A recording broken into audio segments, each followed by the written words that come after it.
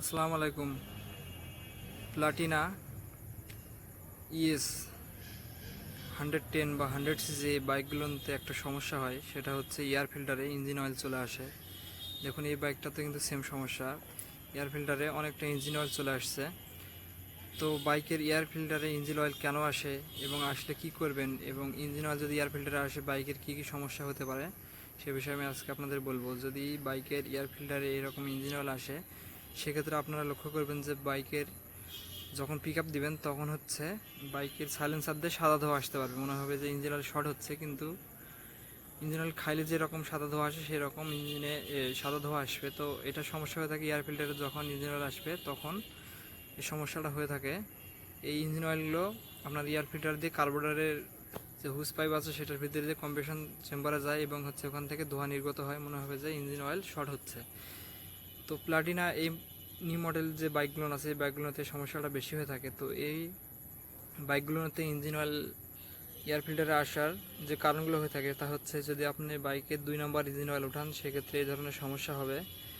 এবং যদি আপনি ইঞ্জিন অয়েল অতিরিক্ত চলান, একটা ইঞ্জিন অয়েল দীর্ঘ সময় চালালে ইঞ্জিনটা যখন অতিরিক্ত হিট হবে তখন কিন্তু আপনার হেডের যে গ্যাস পাইপটা আছে সেই গ্যাস পাইপ দিয়ে এয়ার ক্লিন বক্সে আপনার হচ্ছে ইঞ্জিন অয়েলটা চলে আসে।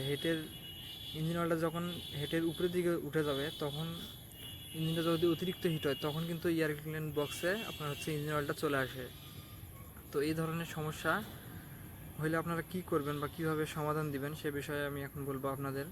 যদি এরকম সমস্যা হয়ে থাকে বা হয়, তাহলে আপনাদের কয়েকটা জিনিস চেক করতে হবে। সেটা হচ্ছে বাইকের ইঞ্জিন অয়েল অবশ্যই নিয়মিত পরিবর্তন করতে হবে, অর্থাৎ আপনার 800 থেকে 1000 কিলোমিটার মধ্যে ইঞ্জিন অয়েল পরিবর্তন করতে হবে। এবং বাইকে কখনো 2 নম্বর ইঞ্জিন অয়েল উঠানো যাবে না। এবং হচ্ছে আপনার বাইকের টিভিট ক্লিয়ারেন্স সব কিছু ঠিকঠাক রাখতে হবে, তাহলে কিন্তু এই ধরনের সমস্যাটা হবে না। তো আর একটা এখানে বিষয় দাঁড়ায়, সেটা হচ্ছে এয়ার ফিল্টারে আপনি যদি ক্লিন করার পর অতিরিক্ত ইঞ্জিন অয়েল দিয়ে ফেলেন সেক্ষেত্রে কিন্তু এই ধরনের সমস্যাটা হয়ে যেতে পারে। তো এটাতে কিন্তু দেখুন অনেকটা ইঞ্জিন অয়েল চলে আসছে, মনে হচ্ছে যে ইঞ্জিন অয়েল 100 থেকে 150 গ্রাম ইঞ্জিন অয়েল আপনার এয়ার ফিল্টারে লেগে গেছে। এরকম হলে কিন্তু বাইকের মারাত্মক ক্ষতি, বাইক আপনি চালিয়ে কখনোই শান্তি পাবেন না, বাইকের পারফরমেন্স ভালো হবে না, তেল বেশি খাবে, বাইক স্টার্ট বারবার বন্ধ হয়ে যাবে। এই ধরনের সমস্যা হয়ে থাকে। তো আমি যে কারণগুলো বললাম এই কারণগুলো যদি আপনারা ঠিকঠাক রাখতে পারেন তাহলে এয়ার ক্লিন বক্সে ইঞ্জিন অয়েল আসবে না। তো হচ্ছে আমরা এখন এয়ার ক্লিনটা পরিষ্কার করে বক্সটা পরিষ্কার করে দিয়ে ফিটিং করে দেব, তাহলে কিন্তু আর বাইকটাতে সমস্যা হবে না। এই বাইকটাতে সমস্যা হয়েছিল, মনে হচ্ছিল যে সাইলেন্সার দিয়ে অনেকটা সাদা ধোয়া বের হচ্ছে, মনে হচ্ছে ইঞ্জিন অয়েল খাচ্ছিল, কিন্তু মূলত এর কারণটা ছিল air clean box engine oil আসার কারণে আপনার হচ্ছে ইঞ্জিন অয়েলটা কম্প্রেশন চেম্বারে যাওয়ার কারণে ইঞ্জিন থেকে সাদা ধোয়া বের হইতো। তো আমরা হচ্ছে এখন এয়ার ক্লিন বক্সটা সুন্দর করে ক্লিন করে দেবো। আর একটা জিনিস লক্ষ্য রাখবেন, সেটা হচ্ছে এয়ার ক্লিন বক্সের ওই পাশে দেখবেন যে একটা পাইপ আছে, এই পাইপটা যদি জাম লাগা থাকে সেক্ষেত্রে কিন্তু এখানে ইঞ্জিন অয়েল বা পানি জমা হয়ে থাকতে পারে। তো এটা কিন্তু নিয়মিত পরিষ্কার করতে হবে। ইঞ্জিন অয়েল ড্রেন করার সময় আপনাদের এয়ার ক্লিন খুলে চেক দিতে হবে যে এখানে ইঞ্জিন অয়েল জমা হয়ে আছে কিনা, তাহলে কিন্তু এ ধরনের সমস্যা হবে না, বাইকের পারফরমেন্স অবশ্যই ভালো হবে। তো এই বিষয়গুলো লক্ষ্য রাখলে কিন্তু বাইকের পারফরমেন্স ভালো হয়ে যায় বা ভালো পাওয়া যায়। তো আমরা এখন হচ্ছে এয়ার ক্লিন বক্সটা ফিটিং করে দিয়ে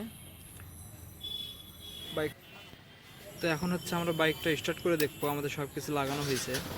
দেখুন বাইকটা স্টার্ট বাইকের সাউন্ড এবং পিক আপ সব কিছু ভালো আছে, আর সাইলেন্সার দিলে সাদা ধোয়া আসতো সেটা কিন্তু আর আসবে না। তো এইভাবে কাজ করে দিলে আসলে বাইক থেকে পারফরমেন্স ভালো পাওয়া যাবে যদি দেখে শুনে কাজ করা যায়। তো আজকের ভিডিওটা এই পর্যন্ত। ভিডিও যদি ভালো লাগে তো অবশ্যই লাইক করে দেবেন এবং চ্যানেল নতুন দর্শক হলে চ্যানেলটা সাবস্ক্রাইব করবেন। আর ভাই ভাই বাইক ওয়ার্কশপের সঙ্গে থাকবেন। দেখা হবে পরে কোনো ভিডিওতে, সে পর্যন্ত ভালো থাকবেন সবাই। আল্লাহ হাফেজ।